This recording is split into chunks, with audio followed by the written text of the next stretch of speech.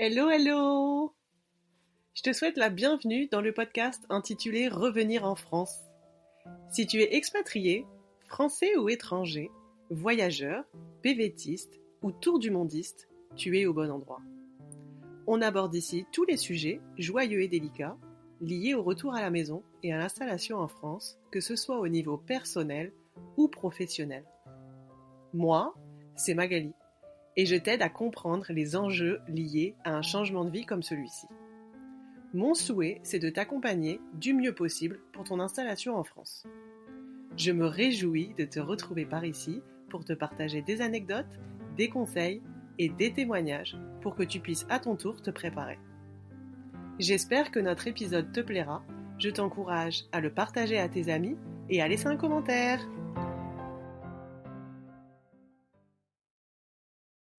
Bonjour à tous et bienvenue dans ce nouvel épisode de podcast. Je suis accompagnée aujourd'hui de Jonathan qui est rentré en France il y a 1 an et demi après 7 ans de vie au Canada. Et donc pour la petite histoire, c'est la première fois que ça arrive dans tous les épisodes de podcast que j'ai enregistrés. Du coup, Jonathan est le conjoint d'Emeline qui a partagé son expérience de retour en France dans des épisodes précédents. Je connais l'histoire de Jonathan et donc j'ai proposé à Jonathan de venir partager son témoignage, de nous raconter comment ça s'est passé pour lui le retour en France. Et c'est assez intéressant parce que du coup, on va avoir le retour des 2 conjoints en fait, avec peut-être des perspectives qui sont très différentes mais qui vont être enrichissantes. Et c'est ça qui est intéressant aussi, je pense, dans cet épisode. C'est quelque chose que je dis très souvent quand j'accompagne des couples. C'est que quand on rentre à plusieurs, le retour en France, en fait, il est vécu complètement différemment. On peut aussi se préparer différemment. On n'a pas les mêmes questions, on n'a pas les mêmes inquiétudes, on n'a pas les mêmes peurs. Et c'est intéressant que chacun chemine et mûrisse, en fait, dans son projet de retour en France pour ensuite en faire un projet de retour en France qui est commun. Et donc là, en ayant vos 2 témoignages, on va pouvoir voir qu'est-ce qui s'est passé pour elle, qu'est-ce qui s'est passé pour toi, et puis et voir que ça peut être différent, mais qu'on arrive quand même à réussir de s'installer et d'en faire une réussite pour toute la famille. Donc bienvenue à toi Jonathan, je vais te laisser te décrire de la façon dont tu le souhaites pour que la communauté elle puisse te découvrir et en savoir plus sur toi. Merci beaucoup. Bonjour Magali et puis bonjour à tous. Moi c'est Jonathan. On est revenu il y a 1 an, un petit peu plus d'1 an, de 7 ans au Canada. Moi je travaille dans l'audiovisuel. J'ai travaillé toute ma carrière en France avant de partir en télévision et puis je suis parti travailler au Canada dans le cadre d'un visa de travail. Et puis, donc de retour depuis 1 an et demi en France, et je suis reparti dans mon domaine d'activité que j'avais quitté. On en parlera peut-être un petit peu plus tout à l'heure, mais le milieu de la télévision au Canada était un peu différent de celui que j'avais connu en France. Sinon, comme tu l'as dit, je suis le conjoint d'Emeline. Mariage en cours de préparation pour 2020, début 2027. Et on est tous les 2 les parents d'une petite Charlie qu'on a eue au Canada à l'époque. Il y a maintenant plus de 5 ans. Merci pour ces premiers mots de partage. Et tu vois, c'est marrant parce que quand elle me l'a dit dans l'épisode de podcast, parce que c'est vraiment à ce moment-là qu'elle me l'a annoncé, j'ai même pas tilté, mais ça me vient que maintenant. Je me demande, est-ce que Emeline, elle va faire sa robe toute seule, elle-même? Je pense que c'est une des questions qu'on lui pose le plus quand on parle du mariage. Mais je pense que si je l'écoutais, si elle l'aurait fait elle-même, toute seule. Ouais. Après, je pense savoir c'est quoi le plaisir d'aller chercher sa robe, d'aller se faire un petit peu, tu sais, dorloter, etc. Donc moi, je la force et je l'encourage tous les jours à aller faire sa robe de mariée par quelqu'un d'autre, qu'elle sait, elle n'est pas ce poids-là en plus à gérer le jour du mariage. Donc normalement, elle va aller acheter ou faire sa robe, on ne sait pas encore, mais je ne saurais pas moi de toute façon. Ouais. C'est une de mes frustrations principales parce que Eme et moi, on a été meilleurs amis pendant très longtemps, et je pense que si j'avais pas été le marié, j'aurais été le témoin. Donc là, maintenant, il faut laisser tout ça de côté. Il faut laisser Eme faire son petit parcours, mais c'est un peu frustrant. Surprise, on verra ça l'année prochaine. En tout cas, félicitations. Merci, on a hâte. Ouais, j'imagine. Alors, est-ce que tu veux nous dire un petit peu, avec tes mots à toi, du coup, parce qu'Emeline, elle nous avait raconté en quelques lignes quand même, qu'est-ce qui fait que vous partez à l'étranger et qu'est-ce que c'est votre vie là-bas? Moi, je suis parti au Canada pour un voyage personnel en 2009. J'y ai passé 3-4 semaines. Je suis tombé amoureux du pays à l'époque en 2009. Vraiment, j'ai adoré ça. Je sortais de mes études de BTS. J'ai un pote qui m'a rejoint quelques semaines sur place. On est parti à deux en voiture à New York en mode étudiant, vraiment à l'arrache et tout. Et j'ai un souvenir. Et puis c'était une époque de ma vie où j'étais vraiment très sur mon X, quoi. J'étais vraiment super heureux, etc. Et donc, pour moi, le Canada, c'était ça. C'était vraiment tous les souvenirs de ce moment de ma vie. Mmh. Et donc, moi, j'ai toujours eu cette envie de retourner un jour au Canada, mais j'y suis pas retourné une seule fois entre 2000 et 2017. On s'est mis ensemble avec Emeu. Emeu, c'était ma meilleure amie, comme je l'ai dit tout à l'heure. Donc, en fait, elle m'a entendu parler de ce voyage. Elle m'a entendu parler du Canada, etc. On a eu le projet de se dire ça serait quand même incroyable qu'on arrive à aller vivre au Canada, mais c'était un projet dans un coin de notre tête et je pense très sincèrement que c'est un projet où globalement on se disait c'est beau d'en rêver, mais de toute façon l'opportunité se présentera pas, donc on a le droit de rêver, tout va bien. Et puis en 2017, moi, en parallèle de ma carrière en télévision, j'étais intervenant professionnel dans un BTS audiovisuel et donc j'avais beaucoup d'étudiants, je croisais beaucoup d'étudiants. Et j'ai un ami de promo qui savait que je faisais ça de ma promo de BTS, qui lui vivait au Canada, m'a envoyé un message et m'a dit est-ce que tu as un étudiant en qui tu aurais une confiance absolue et qui pourrait venir travailler pour nous au Canada. Exactement, exactement. Je peux t'assurer qu'il n'y a aucun de mes étudiants qui a jamais su qu'il y avait cette opportunité qui était arrivée. J'en ai parlé tout de suite à Emeu qui était en train de faire sa reconversion professionnelle. Elle était du côté de Cholet. Je l'ai appelée. Je pense qu'elle était dans ses soirées de fin d'année où globalement elle se laissait glisser parce qu'elle savait qu'elle avait quasiment son diplôme. Donc elle sortait avec ses copines et je lui ai dit mais j'ai eu cette propos là, mais ça me dit, mais en même temps on s'était toujours dit que l'occasion arriverait jamais, mais là l'occasion est arrivée. Qu'est-ce qu'on en fait? Et moi j'ai un peu hésité, je le savais pas trop parce que moi j'avais quand même mon petit réseau, ma carrière qui était installée. Pour la petite histoire, j'étais sur le point de signer un CDI en France pour France Télévisions. Donc globalement, j'allais devenir fonctionnaire et intouchable. C'était pas un accomplissement de carrière en soi auquel j'avais réfléchi, mais en tout cas, des places dans la fonction publique en audiovisuel, il y en a pas des masses. Donc c'était une hésitation pour moi. Et quand j'ai appelé Emeu, elle m'a dit mais je vois pas pourquoi t'hésites, on part. Et donc le lendemain, j'ai rappelé Martin, qui était donc mon ami. Je lui ai dit, écoute, j'ai trouvé le candidat idéal et donc c'est moi. Et il m'a dit, écoute, c'est parfait, nickel, on te fait faire le visa de travail et puis tu nous dis quand est-ce que tu es disponible et on arrange ça. Et donc ça, c'était au mois de mai. Je sais plus si c'est le 11 ou le 13 août 2017, on était sur le territoire canadien avec 2 visas de travail. Prêt à vivre l'aventure canadienne sans vraiment savoir ce que c'était. Moi, j'y étais allé 3-4 semaines et Emeu y était jamais allé de toute sa vie et on se retrouvait tous les deux dans une camionnette qu'on avait louée pour l'occasion pour se meubler dans un appartement entièrement vide et une vie devant nous, tout à mettre en place. Mais non, c'était et c'est toujours des super bons souvenirs dans ma tête.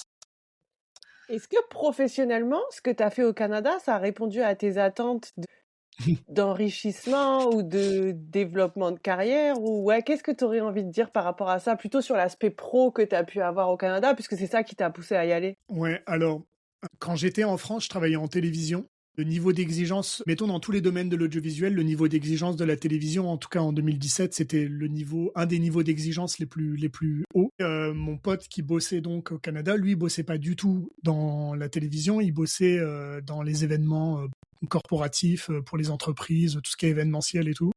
Pour moi, déjà de base, prendre le visa de travail et me retrouver de l'autre côté de l'Atlantique, c'était une régression professionnelle quand même relativement considérable. Je passais de bras droit du réalisateur dans une émission de télévision en France à simple technicien dans un événement corporatif. Donc c'était un énorme recul professionnel, mais en même temps, on n'y allait pas à la base, on n'y allait pas du tout pour le pro. Okay. Le pro, c'était un levier pour pouvoir faire les choses, mais et on n'avait pas de volonté de développement de carrière, etc. maintenant, avec 7 ans de recul, 7 ans de vie au Canada, je suis intimement persuadé que ça a été un levier incroyable pour ma carrière Mmh. et que ça a été un pas en arrière pour faire une dizaine de pas en avant par la suite. Donc moi, j'ai commencé à bosser pour une entreprise qui s'appelle TKNL, qui fait des événements pour, on les connaît un peu mieux maintenant, mais pour Pfizer, Mmh. pour des gros, des géants américains, on va dire. OK. Et donc, moi, j'y allais pour faire du petit événementiel tranquille. Ça n'a pas du tout été le cas. Ça a été la première semaine, on a fait un festival dans le centre-ville de Montréal, un festival de country et de rodéo. Donc, je me retrouvais au plein centre-ville de Montréal à gérer la réalisation parce que globalement, ils te font confiance au Canada. Ah, t'as déjà été derrière un mélangeur vidéo? Bah, deviens réalisateur, il n'y a pas de problème. Sauf que j'avais jamais vraiment fait ça de ma vie. Donc ça a été plein Mmh. d'opportunités et plein de beaux défis. Donc je t'avoue, avec le recul, ça a été une évolution de carrière quand même cool. Ce qui est une réalité au Canada et que j'avais pas pris conscience au début, c'est que il faut régulièrement changer pour évoluer Mmh. professionnellement. Moi, je suis arrivé avec un visa jeune pro. Donc, c'est un visa fermé qui, je pense qu'il n'existe plus aujourd'hui. Mais en tout cas, à l'époque, c'était un visa fermé avec ton employeur. Donc, tu étais contraint de rester avec lui pendant 2 ans. Ça, c'est ce qu'on disait sur le papier. Mmh. La réalité, c'est qu'au bout de 2 ans, il fallait que tu fasses une demande un autre visa pour rester sur le territoire et que donc tu devais renouveler avec lui. Donc, moi, j'ai fait 3 ans avec cet employeur-là. J'allais dire contraint et forcé, mais pas tant que ça parce que au fait, j'étais très heureux chez cet Mmh. employeur-là. Et après, je me suis rendu compte que si je voulais avancer, il fallait que je change d'employeur. Et donc, j'ai changé d'employeur et je suis parti bosser pour un autre employeur qui s'appelle Moment Factory, qui font ce qu'ils appellent de l'audiovisuel immersif en public. Donc, c'est des expériences audiovisuelles avec plein de monde. Ils sont connus parce qu'ils ont fait la mi-temps du Super Bowl de Madonna. Ils ont fait les tournées de Billie Eilish, Ed Sheeran. Moi, j'ai pas travaillé sur ces projets-là, hein, bien Mmh. entendu, mais Mmh. moi, j'ai travaillé sur d'autres projets et surtout, je suis arrivé en janvier 2020 chez Moment Factory et en mars 2020, la Mmh. pandémie était là et donc le rythme s'est pas mal ralenti. Mais ça a été une opportunité pour moi dans cette entreprise-là d'apprendre beaucoup de choses parce que l'entreprise était au ralenti et que les compétences étaient présentes dans l'entreprise et l'entreprise voulait capitaliser sur ces Mmh. compétences et donc ils ont fait profiter de plein de formations, de mise en place de nouveaux processus pour l'entreprise. Et pour moi qui arrivais entre guillemets complètement pas ignorant, mais j'avais pas beaucoup de compétences dans ce domaine-là, ça a été une courbe d'apprentissage et de prise en compétences assez impressionnante. Et surtout, je suis arrivé, je le dis maintenant avec le sourire parce que j'ai pris du recul là-dessus, mais quand je suis arrivé au Canada, je me suis dit, j'ai fait de la télévision, il n'y a rien qui me fait peur. J'ai vite changé d'attitude en arrivant au Canada, en voyant l'envergure à la fois des événements corporatifs dans la première entreprise et deuxièmement, les niveaux de compétences qu'il pouvait y avoir chez Moment Factory. C'était assez impressionnant de dire, OK, il y a encore beaucoup de choses à apprendre et beaucoup de choses à assimiler pour pouvoir Mmh. être à la hauteur de ce qu'on me demande de faire. C'est intéressant ce que tu partages parce que tu sais, des fois, on me dit, donc par rapport au retour en France, on me dit, je vais trouver du travail dans combien de temps? Ben, en fait, il y a trop de facteurs, tu vois, pour répondre à Mm. cette question-là quand on me pose la question. Mais ce que je dis souvent, c'est, ben, en fait, celui qui va trouver du travail, c'est celui qui va être flexible, donc en termes soit d'entreprise, de poste, de responsabilité, de territoire, bah, être capable Mm. d'aller travailler à 30 minutes de chez lui plutôt qu'à 5 minutes de chez lui, etc. Et en fait, ce qui montre bien aussi, toi, en fait, c'est un peu le travail que tu as fait quand tu es parti au Canada, c'est qu'au final, bah, en fait, tu as fait preuve de flexibilité, tu t'es ouvert à des missions, des opportunités, etc. Ce qui fait que ben, 5 ans, 6 ans, 7 ans après, en fait, tu es gagnant parce que tu as une Mm. palette d'expertise qui est tellement riche que quand tu rentres en France, ben, en fait, tu as tellement de choses à offrir, tu vois. Et après, c'est Mm. ce que je dis aussi dans le cadre d'un d'un retour en France, le premier poste qu'on prend, c'est pas obligé d'être le poste qu'on va garder toute sa vie, mais ça peut être le poste tremplin, tu vois, pendant Mhm. 1 an et demi, etc. Je rebondis sur ce que tu dis, parce que je trouve que c'est intéressant dans la perspective du retour en France, tu vois, d'essayer de prendre ces conseils-là pour les ajuster dans un changement de vie comme celui-ci, quoi. Non, je suis d'accord avec toi. Et puis effectivement, ce que ça m'a appris et ce que ça m'a apporté le Canada, c'est aussi ça, c'est aussi de se dire, Déjà, premièrement, quelle que soit ton expérience et tes connaissances, avoir un peu d'humilité, ça fait pas de mal. Et puis, deuxièmement aussi, c'est comme tu le dis, de savoir être flexible et d'accepter que. Alors moi, j'ai eu une contrainte aussi, c'est que la pandémie a fait que de toute façon, la flexibilité, qu'on le veuille ou qu'on le veuille pas, je pense qu'à ce moment-là, Mmh. de toute façon, tout le monde a dû faire preuve d'un peu de flexibilité dans son travail. Mais c'est sûr, et même dans le retour aujourd'hui, même si aujourd'hui je retrouve entre guillemets le milieu que j'ai quitté, donc en Mmh. soi, j'ai rapidement remis le pied à l'étrier sur le travail et tout. Mais quoi qu'il arrive, toujours avec effectivement, t'as raison, un peu de flexibilité et d'accepter de faire des choses que, qui sont peut-être pas à la hauteur des exigences que j'aurais pu estimer avoir, mais en tout cas qui m'ouvrent des portes et Mmh. puis effectivement qui c'est important aussi des fois professionnellement parlant aussi quand on avance dans nos carrières de garder un peu les pieds sur terre et de savoir aussi toujours avoir un peu de recul sur les choses quoi. Est-ce que tu voudrais nous parler de, peut-être, le reste un peu hors pro, tu vois, de votre vie au Canada? Qu'est-ce qui se passe pendant ces 7 ans et cetera? Alors si on parle de la vie perso à deux, quand on a quitté la France, moi j'avais une vie sociale mais extrêmement active. Je faisais de la musique dans deux ou trois groupes différents. Je faisais du théâtre d'impro. Je pense que Emeu, qui était en reconversion professionnelle, elle Mmh. faisait ses études à Cholet en alternance. Globalement, les soirs, des semaines où elle n'était pas là, tous les soirs, j'avais un truc de prévu, une Mmh. répète avec un groupe, un match d'improvisation, n'importe quoi. Et donc, je me retrouve, en tout cas pour moi, à l'autre bout du monde, avec Emeu, avec qui on s'entendait super bien, mais j'avais Mmh. jamais pris le temps de me poser dans ma vie, etc. Et donc ça m'a fait énormément de bien, moi, de me poser et de recentrer les choses sur, sur ce que moi j'avais envie de faire et non Mmh. pas ce que ma vie sociale Mmh. m'imposait de faire au quotidien. On a vécu, on va dire, deux, trois années avant la pandémie, quand même super agréable où on profitait tranquillement de la vie, on voyait nos familles qui venaient nous rendre visite, mais du coup c'était ils venaient ils venaient chez nous. Déjà ça faisait aussi une différence par rapport à la France, c'est que pour une fois ils venaient découvrir un truc que nous on Mmh. avait construit et qu'on leur présentait. On passait des super bons moments avec nos amis et nos familles parce qu'on passait un moment privilégié dans une Mmh. espèce de bulle en dehors de ce qu'on avait toujours connu avec eux. Moi, j'ai quand même une vie professionnelle assez prenante les 3 premières années. TKNL, c'est 40 heures semaine, les semaines normales. Mmh. Les grosses semaines, c'est des semaines où je suis parti en déplacement professionnel et sur place, je fais 70 à 80 heures Mmh. sans aucun problème. Donc, le rythme est différent. Cet employeur-là nous fait cumuler des heures qu'on peut pas monétiser. Donc, j'ai aussi énormément de récupération, de temps de récup. Donc, j'ai beaucoup de temps sur place où je peux profiter avec Emeu, profiter de la ville, profiter pour moi aussi, retrouver les sensations et les feelings que j'avais eus en 2009 quand j'étais venu tout seul. Donc c'est cool, on reçoit des amis. Moi, quand on reçoit des amis, en général, je prends des jours off et je passe du temps avec eux. Donc c'est encore une bulle un peu différente de ce qu'on vivait ici. On se voit dans un contexte où ils dorment chez Mmh. nous. Tu sais, il y a comme Mmh. il y a quelque chose d'un peu spécial qui me manque des fois depuis qu'on est revenu en France, je t'avoue, dans la relation qu'on a avec les Mmh. gens, de se dire, au fait, on vivait vraiment ensemble.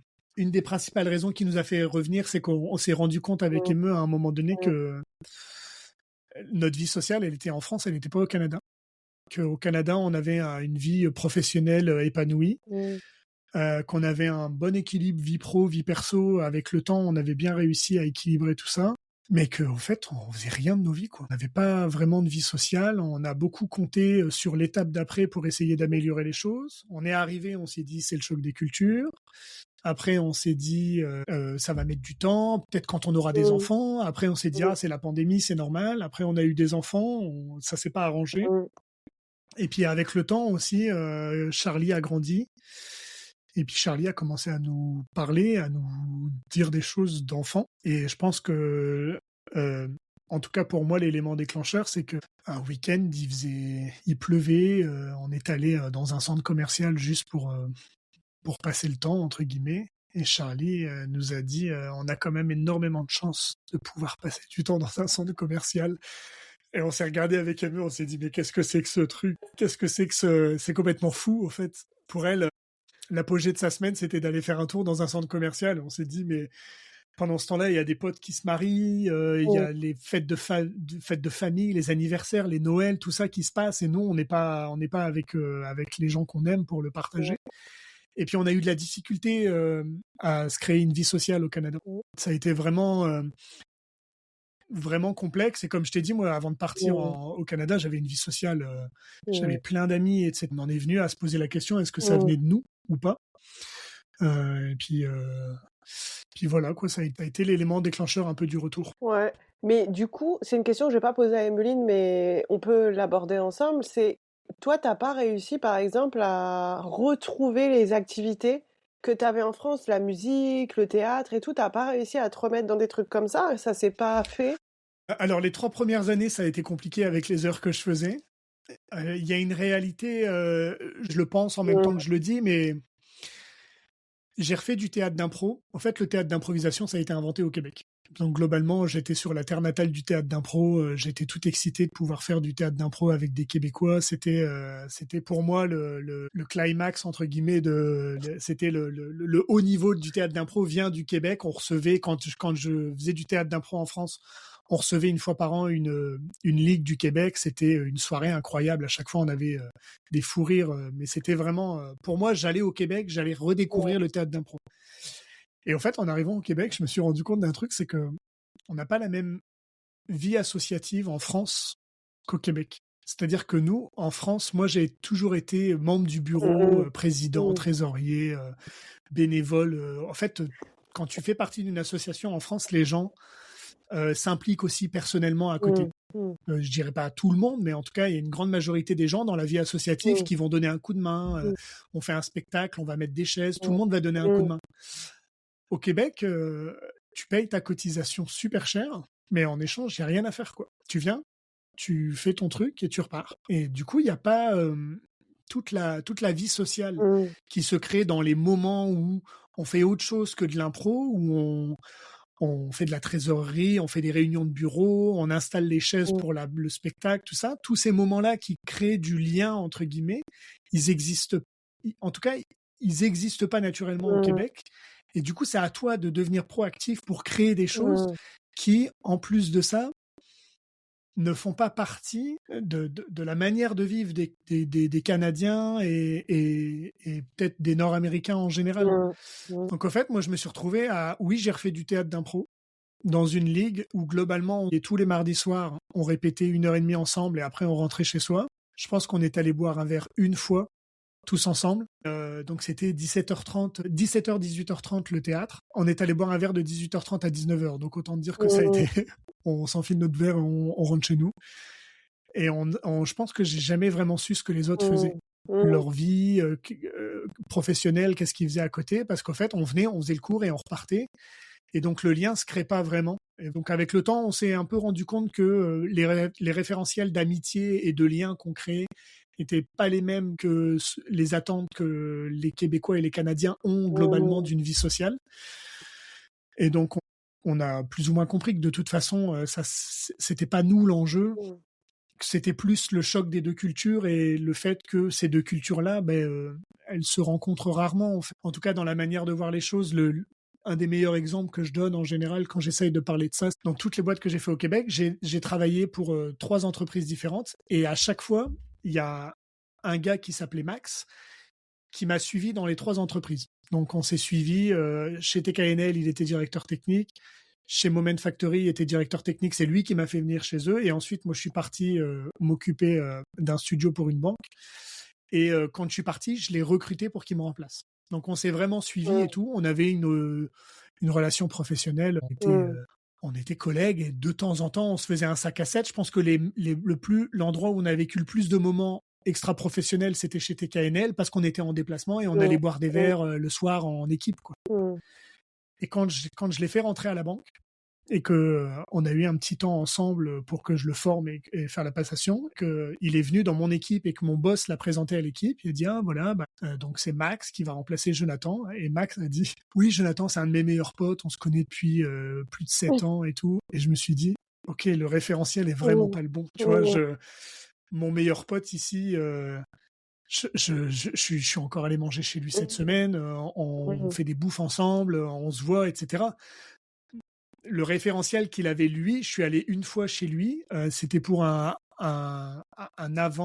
avant-soirée de Noël où on a juste fait un 5 à 7, histoire de boire un coup, toute l'équipe ensemble avant d'y aller. Mais il me considérait comme un de ses meilleurs potes et je me suis dit, ok, d'accord, donc le référentiel de toute façon sera jamais le bon. Donc on n'était pas malheureux, on avait quand même une vie sociale au Québec, mais en tout cas, on s'est jamais retrouvé dans ce qu'on a pu vivre et ce qu'on arrive à revivre ici depuis qu'on est revenu en France, quoi. Tu as expliqué un petit peu tout à l'heure ce qui vous pousse à rentrer. Est-ce que toi, tu avais des appréhensions, des peurs, des doutes quand vous avez commencé à vous dire, OK, on va rentrer en France? Excellente question. Moi, je pense que j'en avais pas. Et que à l'époque, moi, j'étais extrêmement heureux de rentrer et me avait des appréhensions. Je pense que plus le processus avance et plus, et plus les chemins sont en train de se croiser, et me, elle se conforte, elle va bien. Et moi, je suis extrêmement heureux d'être revenu en France. Je retournerai pas vivre au Mmh. Canada. Mais moi, les enjeux du retour, ils commencent à se faire ressentir depuis cet été à peu près. On a retrouvé l'équilibre de la vie. On est revenu dans ce qu'on pensait. On a atteint l'équilibre, mais on n'est pas vraiment revenu dans ce que moi, en tout cas, je pensais revivre. Et donc, moi, je vis en ce moment la fin de la lune de miel, on va dire. On en avait parlé ensemble Mmh. pendant le parcours. Tu nous avais parlé de la lune de miel au même titre que quand on Mmh. arrive dans un pays, Mmh. quand on Mmh. revient, on a cet effet-là. Moi, ma lune de miel est en train de se terminer petit à petit. On a eu de la chance, mais en fait, on a transformé les chances qu'on a eues. Mmh. C'est-à-dire que quand on est revenu en France, je pense que c'est le cas encore aujourd'hui. Il y a une crise du logement, Mmh. il y a une crise de l'emploi dans pas mal de secteurs d'activité, dont le secteur d'activité des meux. Et moi aussi, Mmh. la télévision, c'est pas le secteur d'activité qu'elle vend en poupe en ce moment. Mmh. Et donc on est revenu avec des appréhensions. En fait, on les a eues, les appréhensions. C'est pas vrai, je t'ai dit qu'on les avait Mmh. pas eues, mais en fait, on les a eues en amont. Mais on a appris à vivre tout seul et à se construire tout seul pendant 7 ans. Ça a été notre force aussi de sortir du pays, aller voir quelque chose ailleurs et donc de se rendre compte qu'au fait, quels que soient les défis, il y a rien d'insurmontable, on arrive à avancer. Et donc on est rentré dans l'appréhension qu'on avait du retour, en mode, mais au fait, il n'y a rien d'insurmontable. De toute façon, on est allé s'installer dans un pays où on connaissait rien du tout, retourner dans le pays qu'on connaît et trouver du boulot là-bas, ça va peut-être être un enjeu, mais en tout cas, c'est pas insurmontable. Et donc, pourquoi est-ce que je dis qu'on a eu de la chance? On a eu de la chance parce que on a utilisé les réseaux sociaux pour se trouver un logement et on a trouvé une maison dans laquelle on est encore aujourd'hui et où on est super bien et on voyait dans le Mmh. groupe de suivi dans lequel on était que c'était pas le cas de tout le monde, que tout le monde n'avait pas cette chance-là. Et Me a signé un CDI parce qu'elle a fait l'accompagnement avec Mmh. toi et elle a réussi à valoriser ses expériences à l'étranger, etc. et à transformer l'essai. Elle a envoyé une candidature spontanée qui s'est changée en CDI avec une période d'essai de 3 mois qui a même pas été renouvelée. Moi, j'ai retrouvé. On est revenu juste avant les JO. Donc moi, avec les JO en télévision, il y avait énormément de boulot. Donc moi, j'ai relancé mon réseau tout de suite. Donc au fait, la lune de miel, elle a été longue aussi parce que dans notre processus, Mmh.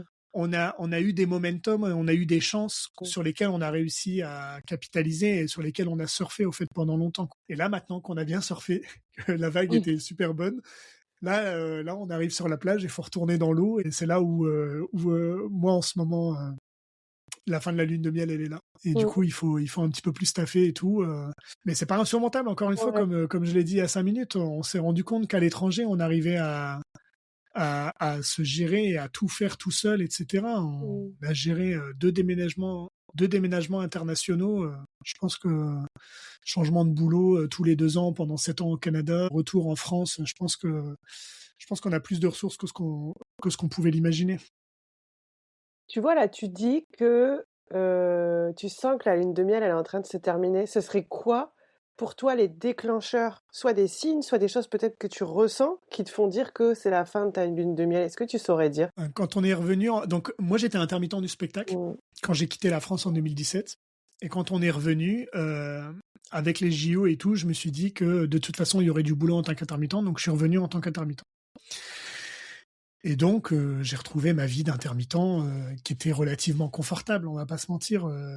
Je travaillais entre 10 et 15 jours par mois. Le reste du temps, j'avais du temps pour moi. Je retrouvais à peu près ce que j'ai vécu quand je suis arrivé au Canada. Tu sais, je te disais que je faisais beaucoup d'heures sur certaines Mmh, semaines et les autres semaines, du coup, mmh, je rattrapais et j'avais du temps pour moi. Et donc, j'ai fait de l'intermittence quand je suis revenu. J'ai travaillé pour les JO, pour France Télévisions et ensuite pour d'autres émissions de télévision. Et puis après, j'ai signé un CDI depuis le 1er janvier 2025, ce qui en soi était sur le papier euh, un défi incroyable parce que, en gros, c'est un ancien studio de télé qui a mmh. fermé pendant des années qui réouvre. Sauf que il y a quelques enjeux dans le projet et donc là, moi, je suis en train d'expérimenter le fait que mon profil est intéressant parce que j'ai eu beaucoup d'expérience. J'ai ouvert le studio pour la banque, j'ai fait des gros projets aux États-Unis, donc ils sont venus me chercher et ils ont aimé ce profil-là. Mais donc maintenant, il faut cravacher pour livrer le boulot. Et c'est un truc que j'ai pas fait depuis quelques années parce qu'au fait, je capitalisais sur des équipes et sur des gens avec qui je travaillais bien et tout. Mmh. Et là, au fait, ce que j'ai pas dit aussi, c'est que nous, on habite à Lille, dans le nord de la France, et que mon boulot est à Paris. Et donc, je me retrouve à faire les allers-retours tous les jours pour aller à Paris. Et en soi, j'aime ça parce que ça m'offre quand même.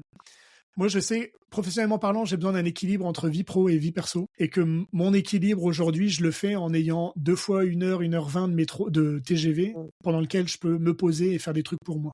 Donc cet équilibre-là, je l'ai retrouvé. Par contre, je suis loin de la maison toute la journée. Et le truc on a géré pendant 7 ans la vie au quotidien avec Emeu. Et on a été, entre guillemets, un seul et unique bloc qui Mmh. gérait tout Mmh. ensemble. Là, en ce moment, tu vois, moi, je sens que mon boulot me fait prendre un petit pas, un petit pas de recul par rapport à la vie, à la maison. Et ça, tu vois, ça, c'est la fin de ma lune de miel pour moi. C'est le Mmh. fait de perdre un peu, perdre un peu le contrôle sur les choses à Lille. Ouais, et puis de perdre aussi peut-être en flexibilité par rapport à ton statut Ouais, d'intermittent d'avant où oui, il ouais, faut être disponible, mais où en fait tu récupères ton temps aussi. ouais. Non, c'est vraiment intéressant ce que tu partages. Tout quitter, c'était aussi prendre ce risque-là. Et donc, quand je suis revenu, Au JO, t'as fait quoi exactement? alors c'est ça. Quand je suis revenu,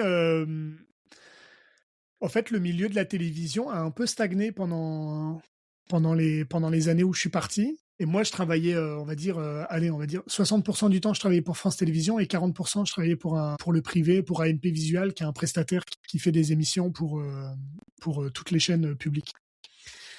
Et donc, quand je suis revenu, au fait, je me suis rendu compte que le bassin d'intermittents, il n'avait pas tant évolué que ça et qu'il était resté à peu près le même.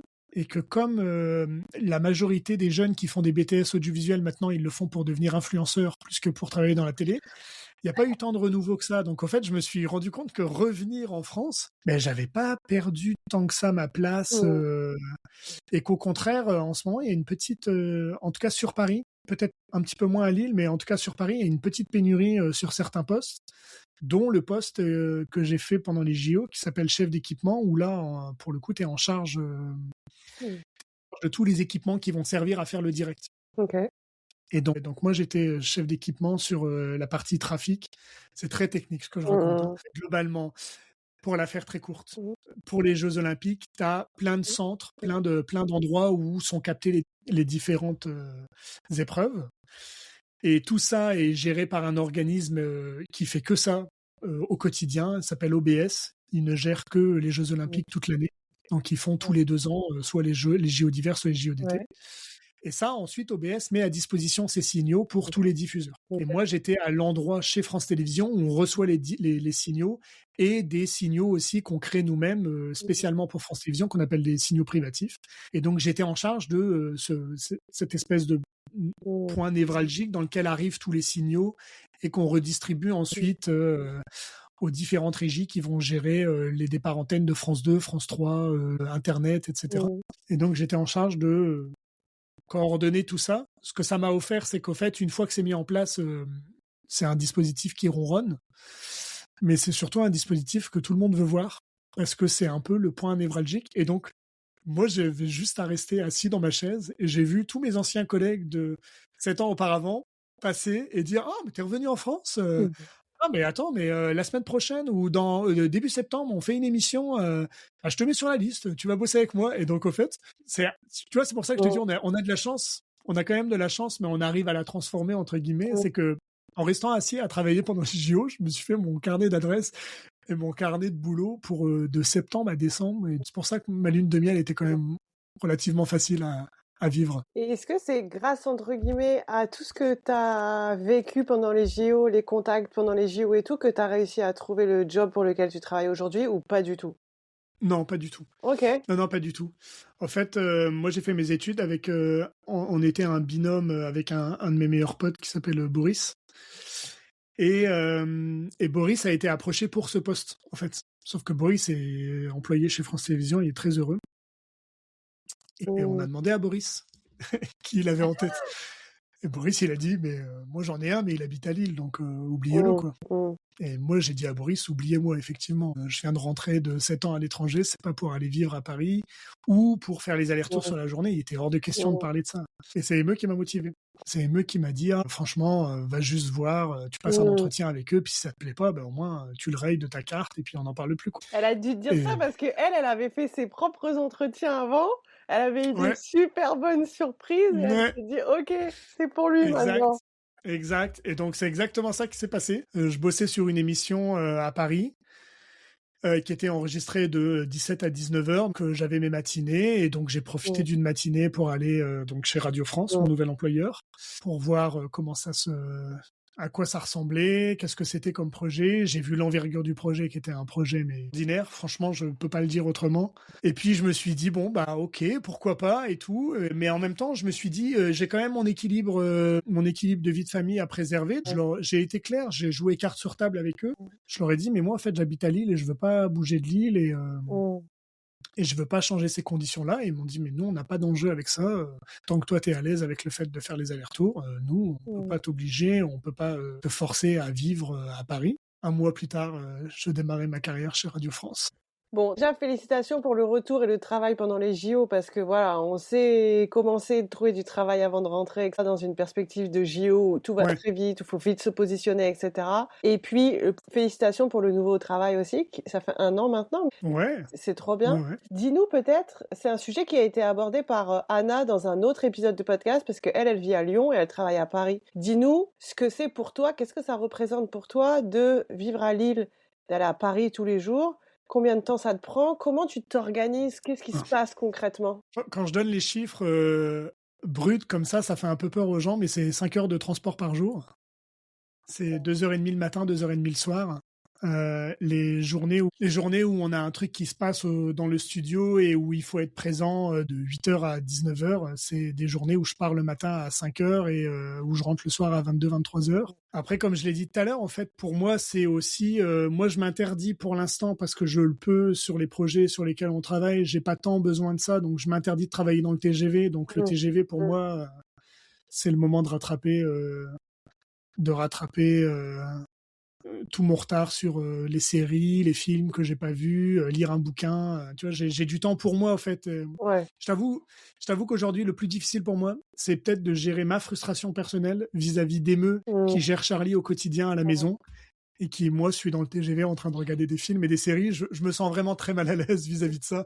Et qu'à chaque fois, elle me dit, ouais, mais attendez, vous vous rendez pas compte, Jonathan, il est fatigué. Je dis, non, Jonathan, il regarde des films dans le TGV. Jonathan, il va très bien. Et je lui dis à chaque fois, arrête de dire ça, ça me met mal à l'aise.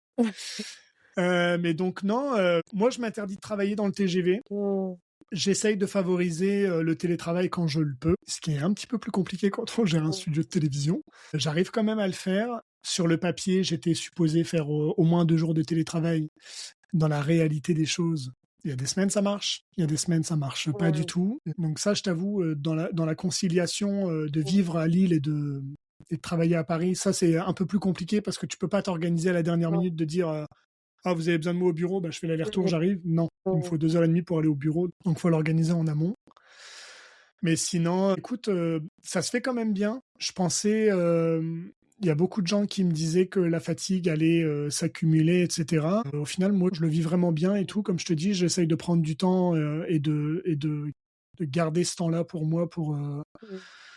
pour me reposer dans le TGV. Et puis j'ai d'autres collègues aussi, qui habitent à Angers, et qui du coup, on est plusieurs à avoir la même Ouais. réalité. Et donc, et puis après, on va pas se mentir, je travaille pour Radio France, Mmh. qui est quand même un employeur public. Et donc, la conciliation vie professionnelle, vie personnelle, elle est quand même. Alors, je sais pas si. En fait, je te dis ça comme si elle était Mmh. différente dans le privé, mais je- en tout cas, ce qui est sûr et certain, c'est que dans le public, moi, j'ai énormément de chance.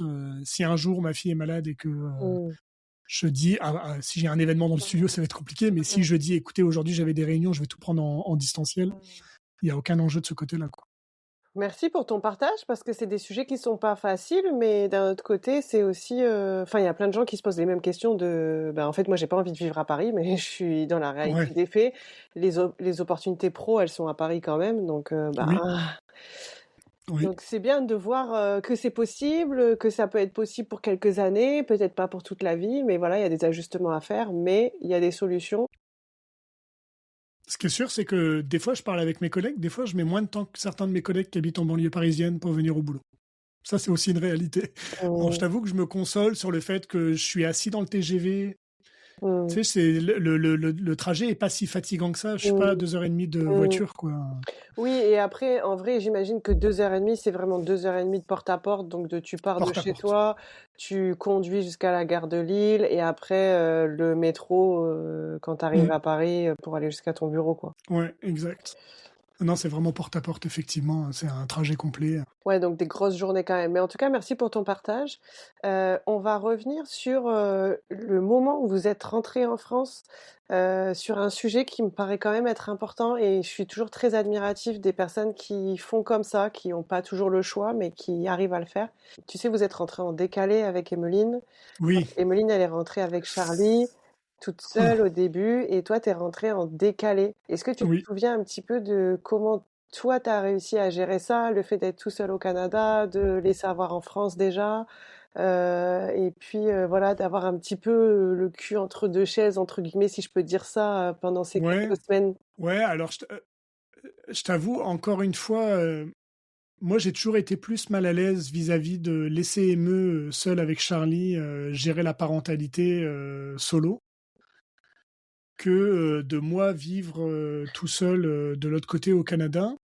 La partie la plus complexe, de toute façon, aussi bien dans ma vie professionnelle aujourd'hui qu'à l'époque, quand on a vécu en décalé, c'était d'être loin de la famille.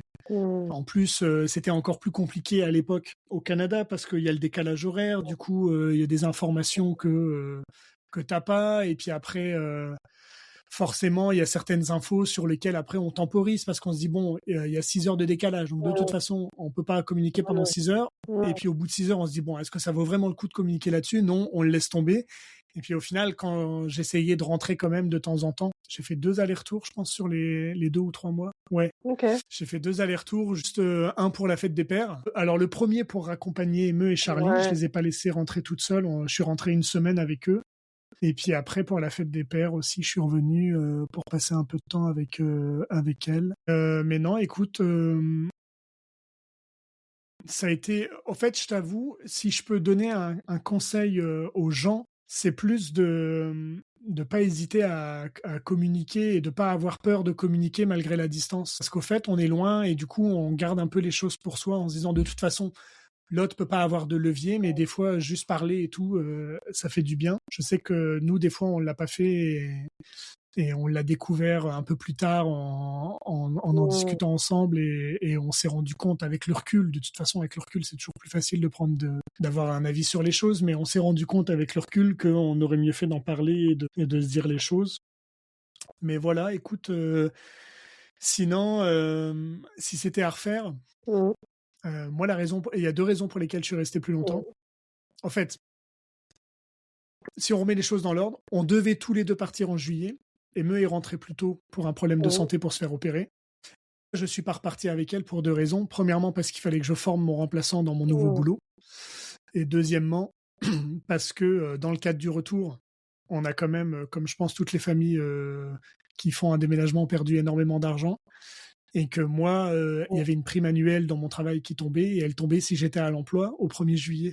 Donc à 1 mois et demi, 2 mois près, je perdais une somme, astronomique d'argent et on s'est dit au fait dans le retour, perdre cette somme d'argent alors qu'à l'époque Emeu était revenue en France, on savait même pas si elle allait être prise en charge par la sécu pour son opération. Il y avait eu quand même beaucoup d'incertitudes financières et tout et on s'est dit, le côté financier quand même ça a été un stress aussi quand même si on s'en est bien sorti, ça a quand même été un stress mais avec le recul, je pense que je m'assierai sur ma prime et que je rentrerai pour passer plus de temps avec Emeu et Charlie. Parce qu'au fait, moi, je suis rentré le 28 juin. Mmh. J'ai plus les dates en tête, mais le 2 ou le 3 juillet, j'étais à Paris. Premièrement, j'ai passé 2 mois à Montréal en les laissant à 2 à Lille. Et ensuite, je suis rentré et je suis allé me mettre à Paris pour toute la période des JO et des Paralympiques. Donc, moi, je suis revenu 1 semaine au mois d'août. Entre les JO et les Paralympiques. Et après, je suis revenu, il était mi-septembre. Charlie, elle avait repris l'école, et elle était retournée au boulot. Et donc, moi, j'ai vécu un peu mon retour en décalé par rapport à tout ça. Et donc, c'est tout le processus d'arriver au Canada, on l'avait vécu ensemble. On avait quitté les familles, on avait tout fait ensemble. Et là, moi, je me retrouvais dans l'autre sens à vivre tout en décalé par rapport à Emeu et Charlie, les retrouvailles avec les familles, le rééquilibrage, le retour à la vie professionnelle. On avait tout vécu en décalé. Et je t'avoue qu'avec le recul, je l'aurais peut-être pas vécu comme ça.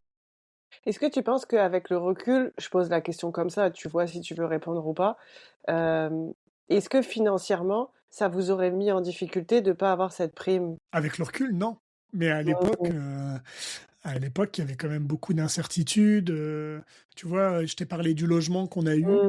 Le logement, pour qu'on l'ait et pour qu'on se le sécurise, quand la dame nous l'a proposé, on était en avril, je pense. Donc en fait, on a commencé à louer un appartement, payer des factures d'électricité pour avoir un minimum de chauffage à partir d'avril. Donc en fait, on n'était même pas encore parti, qu'on commençait à dépenser de l'argent et Après, heureusement que vous aviez le logement, parce qu'Emeline, elle a pu s'installer tout de suite aussi. De toute façon, ça a jamais été un débat entre nous sur le logement. Avoir un logement, un pied-à-terre, un endroit où tu peux atterrir sans avoir besoin de retourner vivre chez tes parents alors que ça fait 7 ans que tu es tout seul dans un pays et que tu t'organises, c'est sûr et certain que je sais que c'est difficile à dire pour les gens qui ont de la difficulté à en trouver, mais pour moi, c'est une pierre angulaire de la tranquillité d'esprit pour le retour, c'est de se retrouver dans un endroit où on se sent à l'aise, etc. Et nous, c'est ce qui a fait une grosse différence aussi, c'est que dans notre retour, on a atterri chez nous, au fait. On n'a pas atterri dans un Airbnb, on n'a pas atterri chez nos parents, dans notre chambre d'adolescent, on est revenu chez nous, quoi. On a pu se reconstruire tout de suite notre petit... Il y a une question qui me vient. Là, ça fait 1 an et demi que vous vivez dans cette maison que vous avez trouvée sur les réseaux sociaux, ce qui est assez fou. Est-ce que vous prévoyez de rester dans cette maison ou est-ce que vous aimeriez acheter ou comment vous voyez les choses? Je ne sais pas si ça fait partie des sujets, j'imagine. Non, je t'avoue que comme on l'a dit, on va se marier dans 1 an, donc pour l'instant, le gros de l'effort, il est mis sur le mariage. Je pense qu'on est tellement tombé amoureux de la maison et de la rangée que s'il y a quelqu'un dans la rangée qui vend, même si le mariage arrive, on mettra tout en ordre de bataille pour pouvoir acheter une des maisons de la rangée. Par contre, là-dessus, on est un peu moins aligné avec Emeu. Moi, on a été propriétaire au Canada. Moi, ça a été... moi, je l'ai mal vécu, le fait d'être propriétaire. Parce qu'au fait, tu capitalises pour ton immobilier, mais au fait, quand tu fais la balance de l'énergie, du stress que ça prend, de l'argent que ça prend aussi d'entretenir et de remettre une maison à ton goût, etc., sur le temps qu'on a gardé la maison, nous, au Canada, on a dépensé quasiment autant d'argent que ce que ça nous a rapporté. Et donc là, en ce moment, moi, je suis un peu plus frileux de devenir propriétaire. Dans le marché actuel où tout est tendu et où il faut acheter un bien, entre guillemets, un bien immobilier avec des travaux, ou en tout cas, si tu veux un truc tout neuf, il faut mettre des sommes qui sont complètement folles. Donc non, là-dessus, moi, je suis un peu plus réticent, on va dire. Mais en tout cas, c'est trop bien de voir que Ben, une maison qu'on a trouvée sur Facebook, que en fait vous avez un vrai coup de cœur et que vous êtes trop bien dans cette maison, Ouais, quoi. non, on est trop bien. Non, non, vraiment, on est trop bien. En fait, nous, globalement, à l'époque, on a essayé de faire pleurer dans les chaumières. On a mis une petite Mmh, photo de nous trois dans un parc canadien avec les couleurs de l'automne derrière.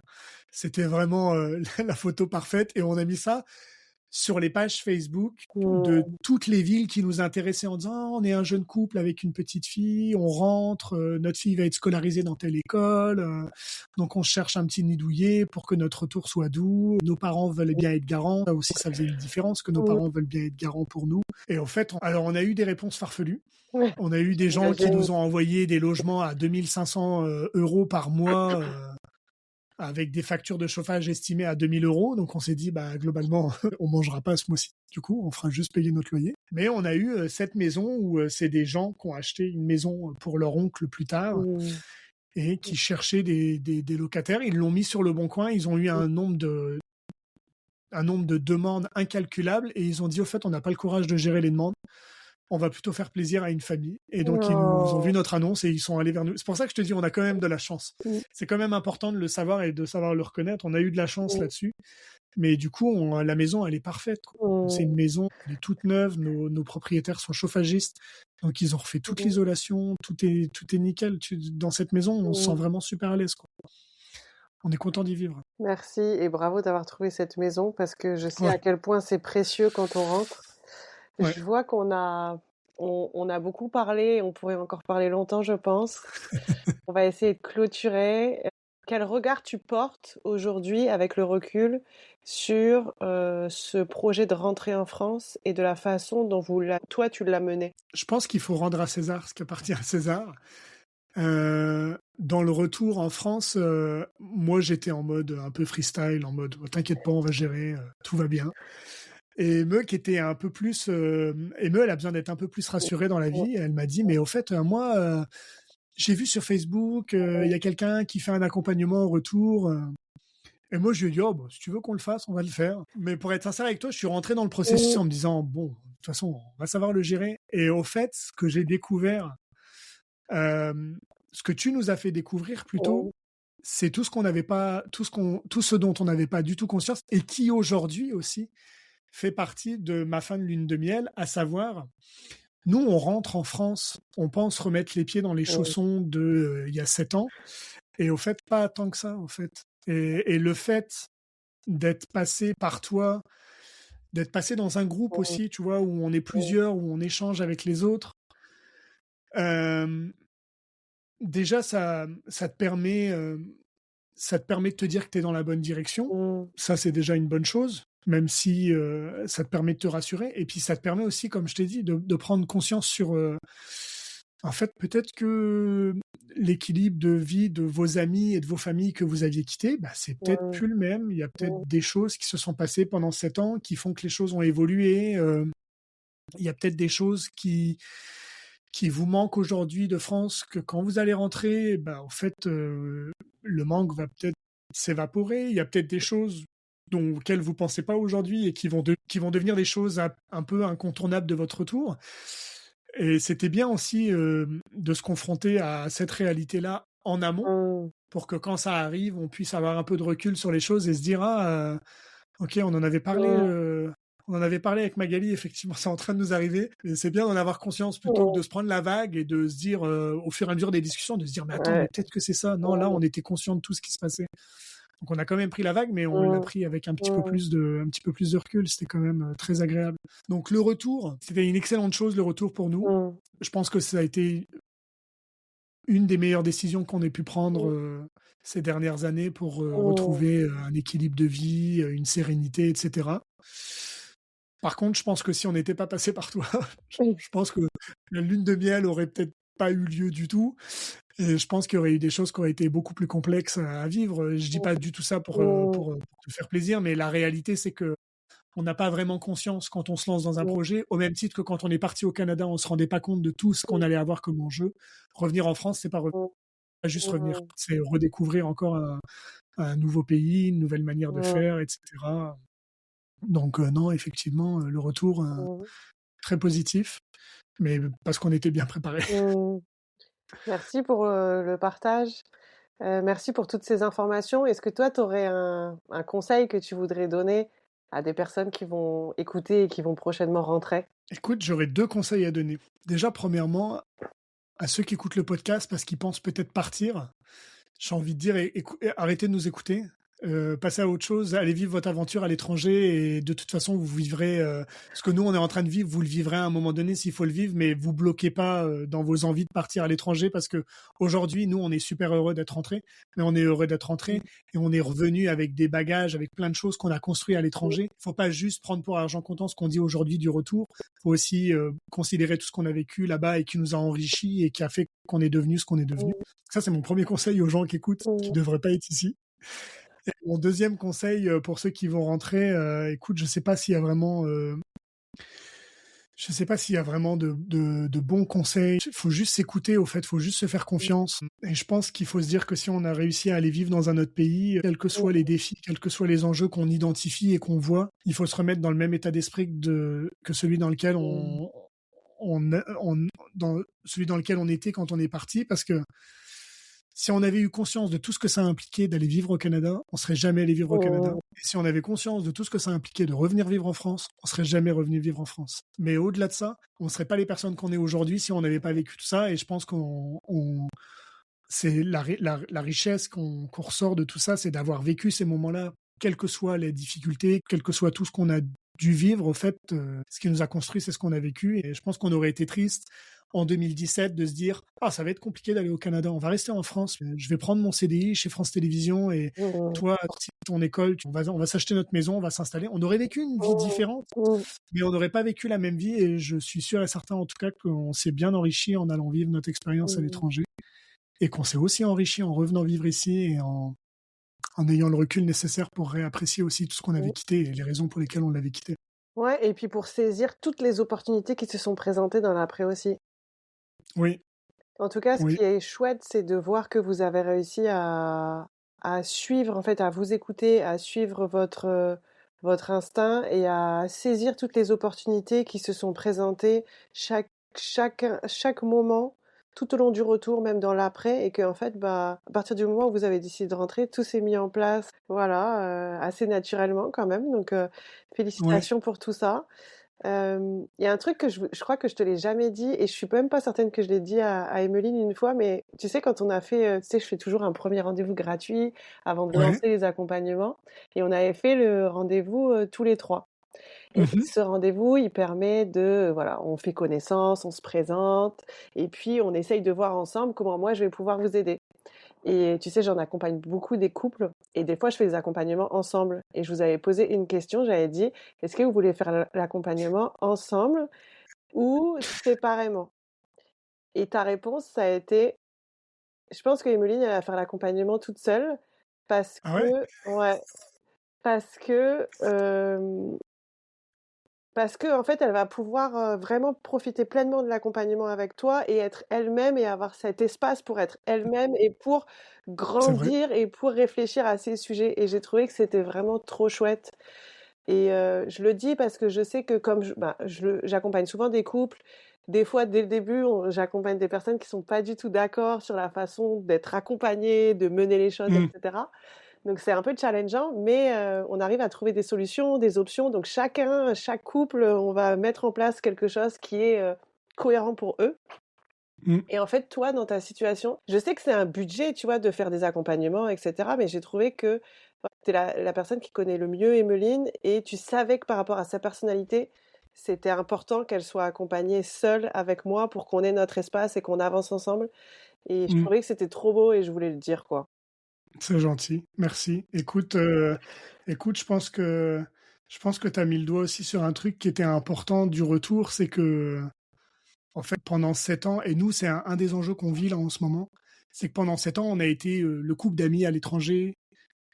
Joe et Meux, ils habitaient au Mmh, Canada, même pour nos parents, etc. Et au fait, on est deux individus complètement différents. On a vécu chacun les choses d'une manière complètement différente. Moi, mon retour, je te dis, ma lune de miel, elle commence à se terminer tout doucement. Meux, sa lune de miel, elle, c'est beaucoup plus vite. Ça s'est arrêté beaucoup plus ouais. vite que moi. Je peux t'assurer que ça a été beaucoup plus complexe pour elle que pour moi. Et en fait, je trouve ça difficile des fois tu sais, quand t'es un couple Mmh. ou quand t'es une Mmh. famille, ou Mmh. tu sais, t'es comme, Mmh. tu deviens un tout. Et on oublie des fois nos individualités et tout, mais c'est important de, en tout cas pour ceux qui vont rentrer à plusieurs, de s'écouter les uns les autres et Mmh. d'accepter aussi qu'on n'aille pas au même Mmh. rythme, parce que c'est sûr et certain que tout le monde ira pas au même rythme. S'il y Ouais. en a un qui trouve un boulot, on a beau l'aimer de tout notre cœur, s'il y en a un qui trouve un boulot pendant que nous on est toute la journée à galérer à essayer à en trouver un, c'est Mmh. sûr et certain. Quel que soit l'amour qu'on a pour cette personne, il y a quand même un sentiment humain qui se met en place. Donc il faut accepter aussi qu'on ne vive pas les mêmes choses. Et peut-être pour compléter, on va essayer de conclure avec ça parce qu'on a vraiment dépassé. Mais et ça, c'est valable aussi pour les enfants parce qu'en fait, voilà, on Oui, a un enfant, mais si on en a 2, bah, ils vont le vivre peut-être différemment et si on en a 3, oui, chacun avec sa personnalité et cetera. Donc je pense que c'est important, ça peut paraître être un détail, mais en fait, je pense que vraiment chacun avance à son rythme, à sa façon. Chacun va ressentir des choses qui peuvent être différentes et même si on est dans la même famille et qu'on a un projet qui est commun, on va cheminer mmh. différemment dans ce projet commun, quoi. Si je peux donner un conseil sur les enfants, c'est que Mmh. des fois on se stresse pour les enfants, on imagine des choses qu'ils vivent même pas. Et donc, moi, si je peux donner juste ce conseil-là, c'est juste d'écouter les enfants, en fait.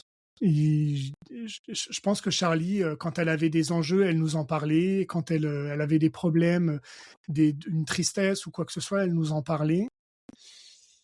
Et voilà, mais c'est important de l'écouter plutôt que Mmh. soit de lui dire des choses Mmh. et donc de l'influencer, soit de pas l'écouter et dire mais c'est Mmh. bon, ça va aller, avance, tout va bien. Donc je t'avoue que non, effectivement, je te rejoins là-dessus d'accepter que chacun Mmh. vive les choses à son rythme différemment et puis de se dire que de toute façon, même si c'est une aventure familiale, c'est aussi plein d'individus qui la vivent, Mmh. quoi. Mmh. Merci beaucoup. Merci à tous d'avoir écouté jusque-là. On pourrait en parler des heures.